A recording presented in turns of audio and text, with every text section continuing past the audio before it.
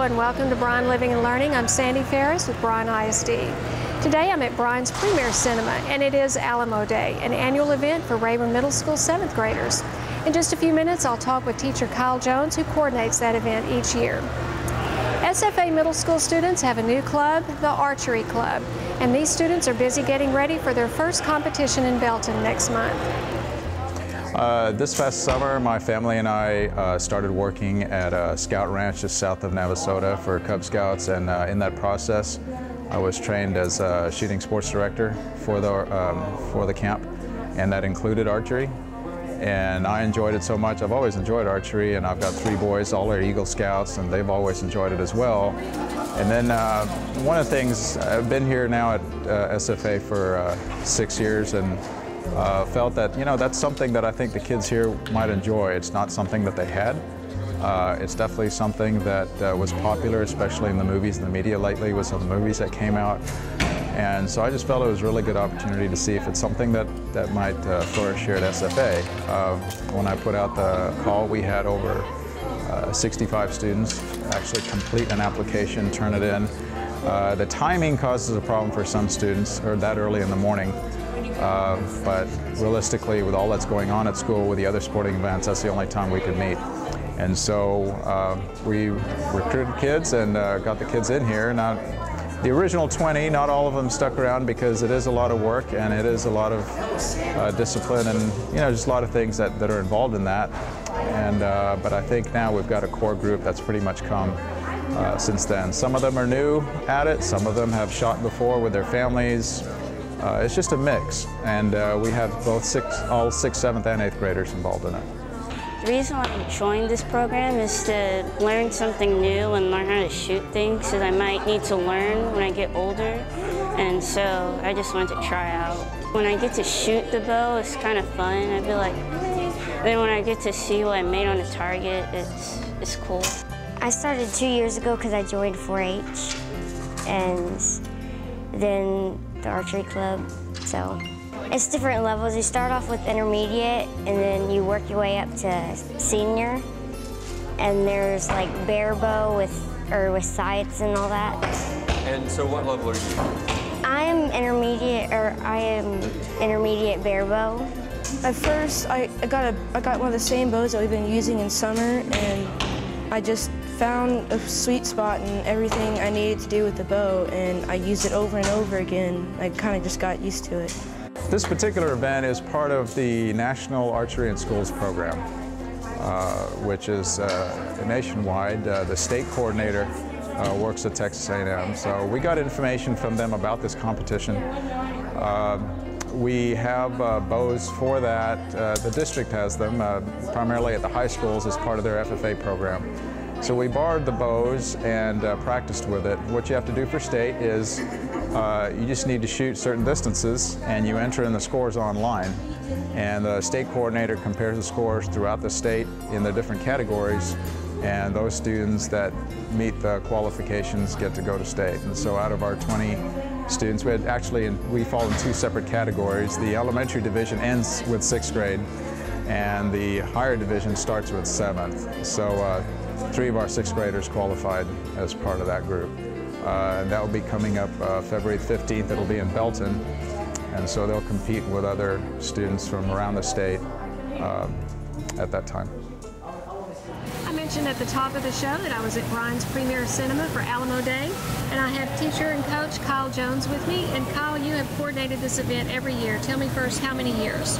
This is actually year number 8 for us here for Alamo Day, and it's going good. We're having a good time. Another year of learning. All right. Well, for those who don't know about Alamo Day, just give us a rundown of what it is. Basically, after we get through with our study of the Texas Revolution, we go into watching the film, the most recent 2004 film, The Alamo, and it kind of hits home for them. It kind of shows them a little bit more than just what a paper would tell them, what a textbook would tell them, and it's sort of a way of bringing kind of the history and the Hollywood together. It's a good way for I guess you can say maybe a teaching tool for us, and we invite guests that come them that were in the movie. We have 6 guests that have come with us. We actually have a historical advisor who was on the film, Dr. Stephen Parton. We have 4 actors in the film: Sid Galindo, Joe Perez, Mauricio Zatarain, and a new person, Hector Garcia, who came this year. And we also have one of the tour guides there at the Alamo to come and kind of talk to us a little bit about what's actually there left at the Alamo. So it's a lot of learning. It's a great experience for them, and it's just a way of bringing the Alamo to Bryan College Station. And one of those people that you mentioned, Sid Galindo, is actually a Bryan High grad. Yes, he graduated Bryan High, I believe, back in 1980, and it's good to see a local gentleman come and kind of give his take on what it was like being in a movie. He's a businessman out of Austin, and he's not a professional actor, but it was just kind of his way to pay tribute to his Texas history teachers. Right. Well, it's always a great event, and it's so neat to see year after year these people come back, and it's a new group of kids every year, but they seem to enjoy it. Thanks, Kyle. No, thank you.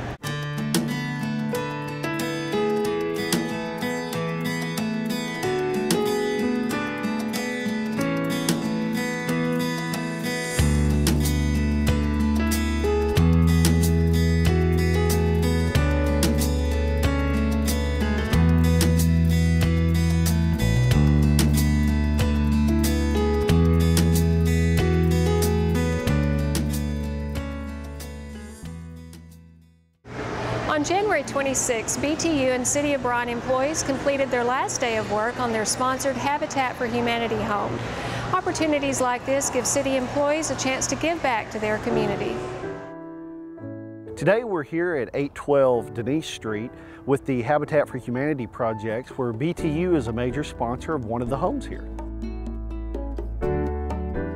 The City of Bryan has been very cooperative with the Habitat for Humanity group in getting the street built through here so that we could expand this development and making sure that utilities were laid in. It's a cooperative project from the Habitat for Humanity, from BTU, and from the City of Bryan to bring all this together.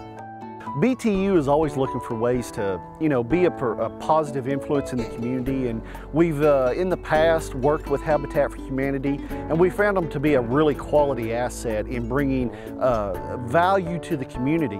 And so as such, we always want to take every opportunity to partner with them. And this was an opportunity where we had the resources to come in and help build this home. We do a couple of different things. Our roles here engage in a financial donation to help get the project started, but then we commit through our employees and volunteers time and effort and work days here. We were here on the very first day raising the walls, all the way we'll be here laying the sod and the grass for the home. Once we got the ball rolling, we opened it up to all of the BTU employees, whether it be a lineman or one of the people that work in the office. We said, hey, we're doing this. We would like for you to participate if it's something you believe in. We've had an outpouring of support from our workforce to come out on the weekends and help with this project. There's a dream of home ownership, and that many of these people are working class individuals who have learned to struggle through the good and the bad times and to put away money, and they end up with this dream of home ownership. And that's where the Habitat for Humanity side comes in, because they offer guidance in credit counseling, they offer guidance in savings, how to really build towards home ownership. And the two marry up in a partnership that through the community, there's this active engagement of these individuals through Habitat to get them involved, to get them qualified, to get them screened, to get them on the right track with the long-term goal of home ownership. They are a great couple. They're just a wonderful family. Mr. and Ms. Carson, they have been here working with us side by side. It's something very inspiring to see the actual homeowner, the recipient of this home, to be here, putting in the sweat equity. Melanie is a Bryan resident. She grew up here in Bryan, just a few streets over. She had moved away as a young adult, and now that she has a family, herself and her husband and the children, they've come back to Bryan. They've always had as a goal, as a family, and as a personal goal for Melanie, to actually own their own home.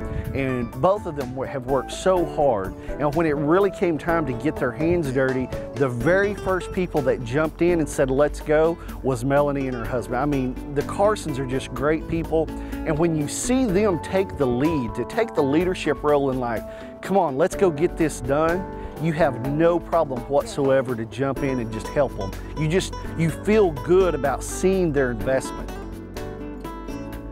If you'll call the Habitat for Humanity office, or you're welcome to call the City of Bryan, or even the front desk of BTU, we'd be happy to put you in contact with those individuals that can take you from a dream of home ownership to actually getting the keys.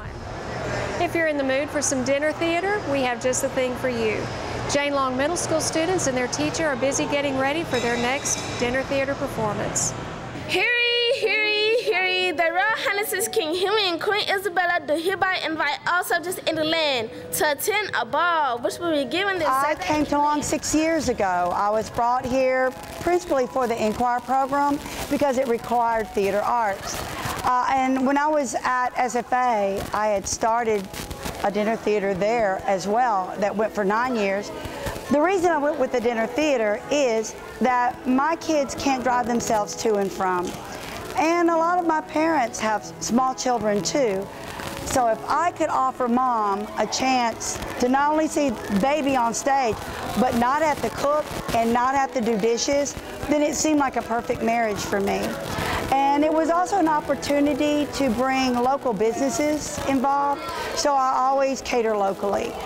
We have simple meal. It's not anything just really fancy.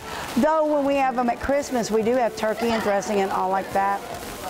So this way, parents can come, friends can come, and we enjoy a good meal together as well as seeing the kids act. And it fills my house up. So that's why I went with dinner theater. It helps when I have a great PTO. My PTO sets up the decorations and everything for me, so I don't have to do that. So it's a great way to bring the PTO even involved in our little program. So that's why I started doing it. These kids you see here come after they've done a full day. I always hold open auditions because just because someone takes my class doesn't mean they're talented. So, and I've got talented kids that because of their schedule, they can't take my class. So if I have open auditions, then I get talent that maybe I didn't even realize was here. Sometimes I have between depending on the show, between 30 and 60 kids. We did do Annie one year, which was Orphan Palooza. So that was probably my largest cast that I've done.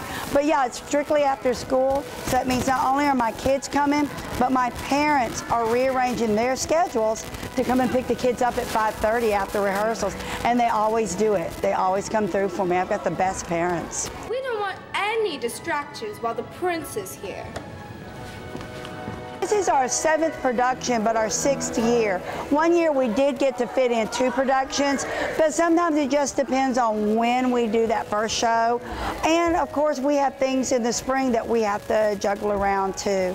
So I try to do 2, but mainly I do just 1. We're doing it Saturday, February 23rd.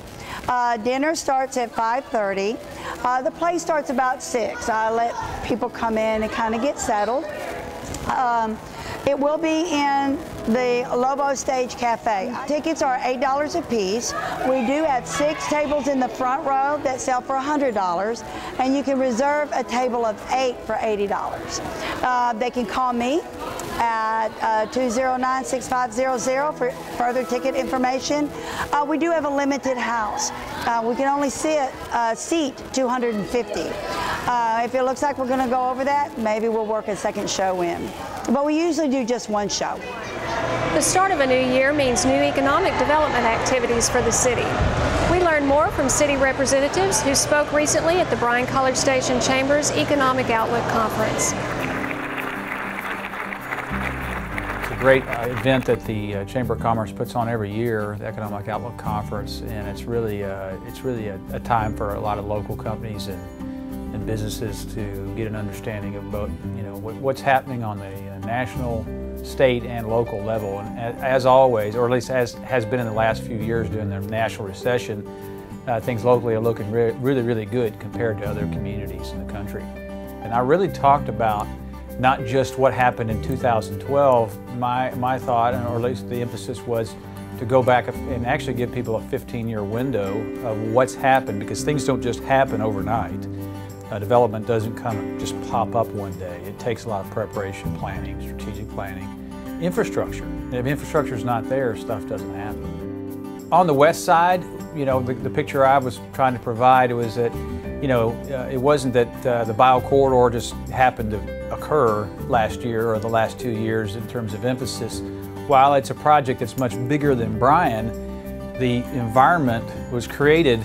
You know, the city of Bryan laid the groundwork, if you will, through infrastructure to create that opportunity over a 15-year period. I think it's ready. I think there's things that are happening over here that are exciting some of the retailers that come from Texas A&M, locating on in the Health Science Center area. The excitement about the bio corridor and typically all the rooftops that we have coming up in the area. We've got the grade separation going on 2818 and the grade separation that happened on Welborn Road, and all those things put together just makes the retailers want to be here more. It's an easier decision for them because when they come here, you know, naturally they're looking for ways to check you off the list and not keep you on a list. And if we can make it harder for them to check us off the list, then we stand a lot better chance of them locating here. The infrastructure on the west side really is an investment not in just 2013. We're talking about 10, 20, 30, or more years and beyond. You know, when we talk about catalyst projects, we're talking about employment, we're talking about high-paying jobs, we're talking about, you know, obviously amenities on the west side, but it will attract and is attracting residential and other services on the west side. Ultimately, for all the citizens of Bryan, it's about building tax base. There's a big opportunity for us to boost our sales tax with all of the retail that can locate in this particular development. In the Health Science Center and the housing areas, there's a great opportunity to boost our ad valorem. So both of those together, we hope will keep or lower our ad valorem tax that the general citizen pays. And it's a convenience thing. For the residents that live on the west side of town, they've never had convenience like a grocery store or retail that they could walk to or drive to very close within 5 minutes of their house versus driving all the way across town or into College Station. The city's not adding tax base.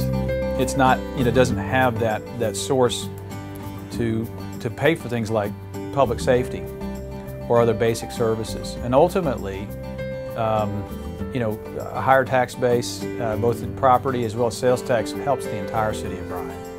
And not just, you know, basic development, but high-end stuff that really brings a lot of value to the city. And that's an opportunity for the entire city, not just for the west side. Stars, everyone's got a story. A tall tale of glory that somehow you survived. The scars, a flesh and blood reminder of how fragile we are. Signs can only be placed on your property. Do not post signs on utility poles, street lights, or street corners. In his first video blog of the new year, Superintendent Dr. Tommy Wallace spent some time with Bryan Collegiate Principal Christina Richardson, and they talked about opportunities at that campus.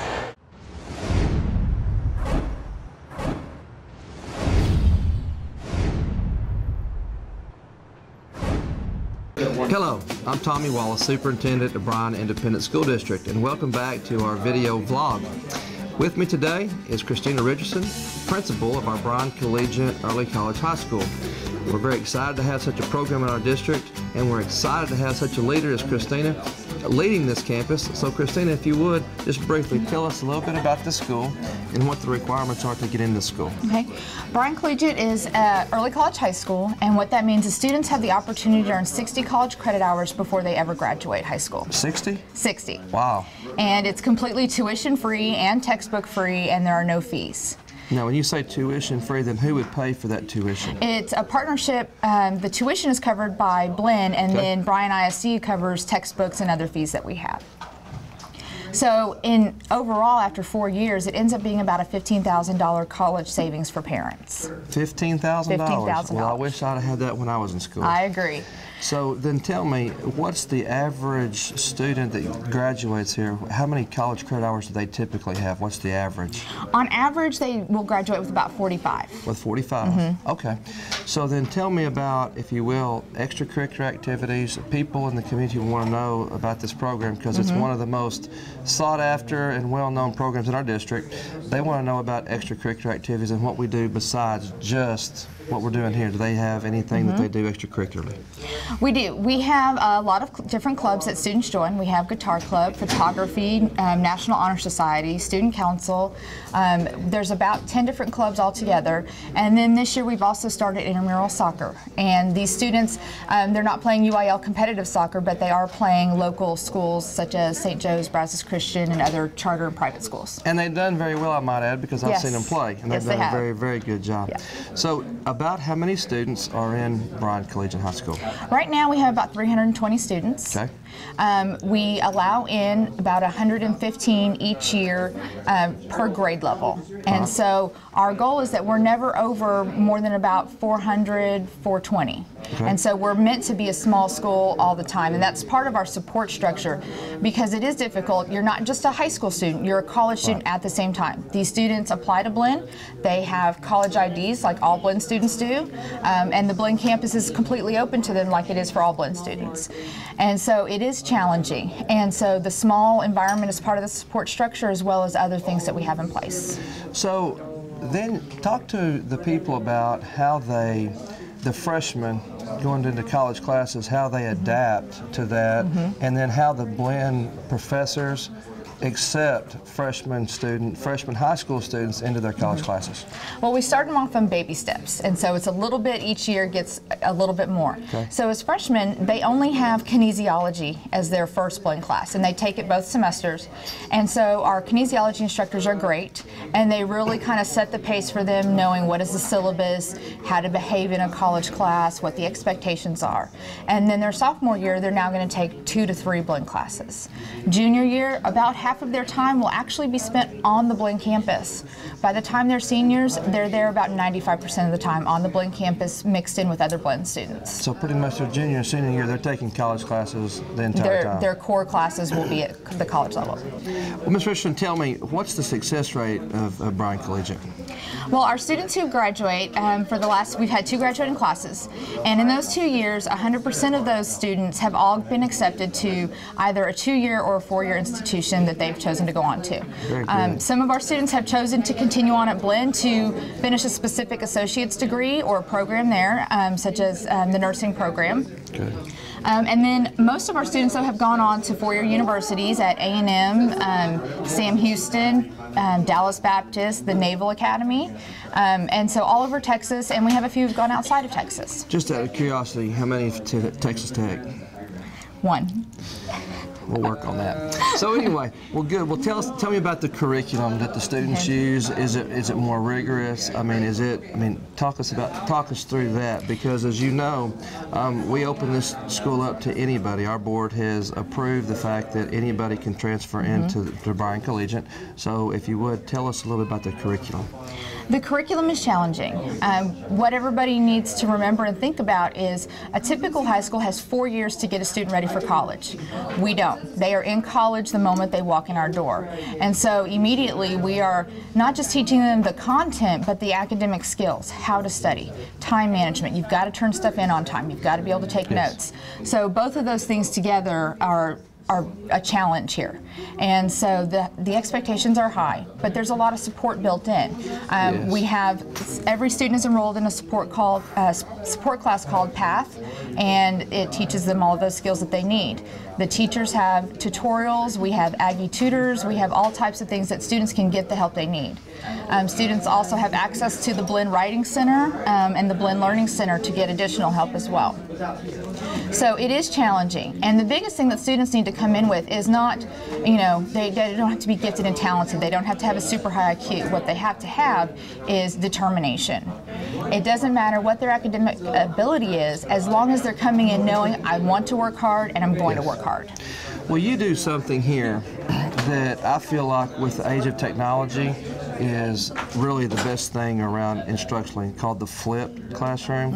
And with our students today and the technology resources that they have, tell them a little bit about what flipped classroom is that you guys have started here at Bryan Collegiate, because that's something that we as a district are considering using across our curriculum in all schools. So tell them a little bit about flipped classroom. I've had about half of my staff start implementing the flipped classroom, and what they do is either at home or at school after hours, they record a video, and it's typically what kids would consider the boring part of class. It's going to be where they need to take notes, or it's that direct instruction piece where the teacher's mostly lecturing.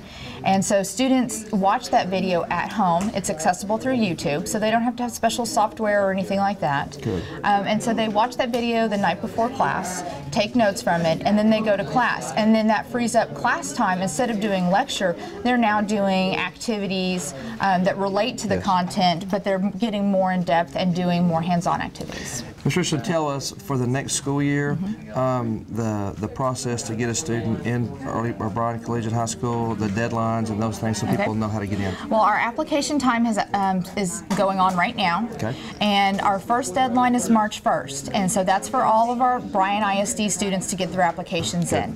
Because we're accepting out-of-district students, we review all of our Bryan ISD students first, and the out-of-district deadline will be March 22nd after we've reviewed all of in-district students. Very good. You can get an application online from our office or a Bryan ISD middle school as well in the counseling office. And tell them the phone number and email address if they have questions about this program, where they can reach you. Our phone number is 209-2790. Okay. And my email address is christina.richardson@bryanisd.org. Very good. And the application is open to current 8th graders who will be 9th grade next year, current 9th graders who will be 10th graders next year, as well as current 10th graders who will be juniors. Very good. Very good. Christina, thank you for your help today. We appreciate you. Thank you for joining us on this month's video vlog. We encourage you to find out more information about our Bryan Collegiate High School. It's a program that we're very proud of in Bryan, and we hope to continue for many, many years. Thank you for joining us, and we'll see you soon. Well, as we close the show today, I wanted to bring one of our 7th graders over to tell us about the morning and tell us about Alamo Day. Ellie Conrad joins us. Ellie, tell me something that you learned this morning that maybe you didn't know. Well, what I didn't really expect was that the movie took so long to shoot. It took them months and months and months, and there were a bunch of scenes that they did and they got cut out, and all the characters worked so hard on it, and just they all had fun with it. Okay, so movie making is a little harder than it looks, right? Yes, ma'am. Right. Well, thanks for joining me, Ellie. And thank you for watching. That's all we have for Bryan Living and Learning. We'll see you next time.